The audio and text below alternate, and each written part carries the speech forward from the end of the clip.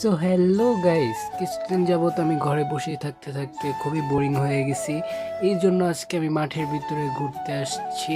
আর আমার ব্যাকগ্রাউন্ডে কিন্তু তোমরা দেখতে পারতেছো একটি সূর্য। আর এদিকের ওয়েদারটা কিন্তু খুবই সুন্দর, প্রবল হাওয়া বয় সব সময়। আর বিকেলবেলার ওয়েদারটা কিন্তু পুরো অস্থির। আর আমি এই জায়গায় এসে কিছু সুন্দর সুন্দর শট নিছি। সো চলো শটগুলো দেখা যাক।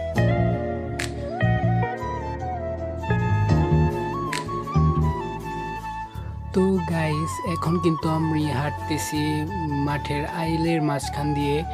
আর আমি কিন্তু এখন যাব ওই আইলের মাঝখান দিয়ে হাঁটতে হাঁটতে ওইদিকে আমাদের যে একটি ক্ষেত আছে, ধান ক্ষেত, ওইটা দেখতে।